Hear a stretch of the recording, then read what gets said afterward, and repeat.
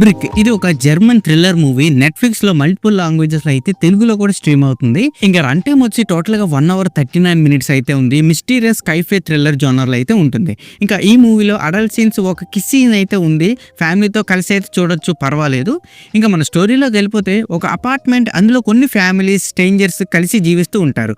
So ఒక రోజు అనుకోకుండా ఆ అపార్ట్మెంట్ మొత్తం బయట ప్రపంచం వేరే అవుతుంది. సో ఆ ప్లేస్ చుట్టూ ఒక నానో టెక్నాలజీ బేస్డ్ అయిన ఒక బ్రిక్ స్ట్రక్చర్ అయితే ఏర్పడుతుంది. సో ఆ పీపుల్ అందరూ ఉండిపోతారు.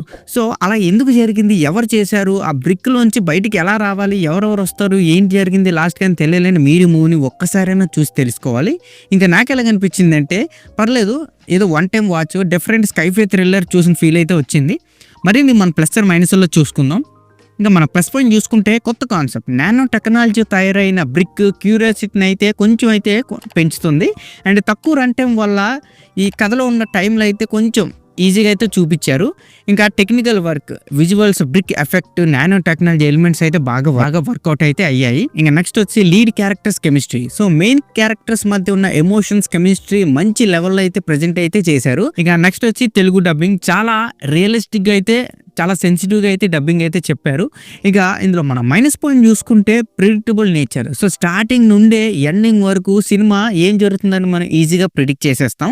ఇంకా నెక్స్ట్ వచ్చి విలన్ క్యారెక్టర్. సో గే షేడ్స్తో ఉన్న క్యారెక్టర్కు బ్యాక్ స్టోరీ అయితే లేకపోవడం, డెప్త్ లేకపోవడం మనం నోటీస్ చేస్తాం అనమాట. సో విలన్ కంటూ ఒక సపరేట్గా ఉండాలన్నమాట. సో అది లేదు ఇందులో.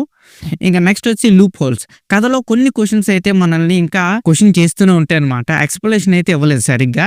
And open ending. So clarity లేకుండా స్టోరీ ముగించడం, పక్కాగా ఈ సీక్వెల్ కి రెడీగా ఉండండి అని చెప్పడం అని అనిపించింది. ఇంకా నెక్స్ట్ వచ్చి సస్పెన్స్ అండ్ థ్రిల్ తక్కువగా ఫీల్ అయితే ఉంది. కొన్ని కిల్లింగ్ సీన్స్ వర్క్ అవ్వలేదు. ఇంకొన్ని సీన్స్ అయితే అలాగే వదిలేశారనమాట మనకి. ఇంకా ఓవరాల్ గా చెప్పాలంటే బ్రిక్ అనే కాన్సెప్ట్ థియేటర్ కంటే ఓటీటీకి మంచి ఎఫెక్ట్ అయితే ఇస్తుంది. సో కథలోని కొత్తదనం ఉన్న ప్రెజెంటేషన్ అయితే చాలా డిసప్పాయింటింగ్ అయితే ఉంది. సో ఓపెన్ ఎండింగ్ వల్ల ఇది కొంతమందికే నచ్చుతుంది అనమాట. అందరికీ నచ్చే అంత సినిమా అయితే కాదు, పర్లేదు, వన్ టైం వాచ్. అండ్ ఈ మూవీకి నా రేటింగ్ వచ్చి నేను 2.7 out of 5 అయితే ఇస్తాను. సో ఇక్కడితో వీడియో అంతే guys. Please subscribe to my channel Venky workers. పక్కనే ఉన్న బెల్ ఐకాన్ని ఆన్లో ఉంచుకోండి. అప్పుడే నేను చేసిన ప్రతి వీడియో నోటిఫికేషన్ మీకు వస్తుంది.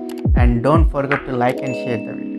That's it. This is Venky Walker signing out. Keep watching movies. Love you. Tata. Bye bye.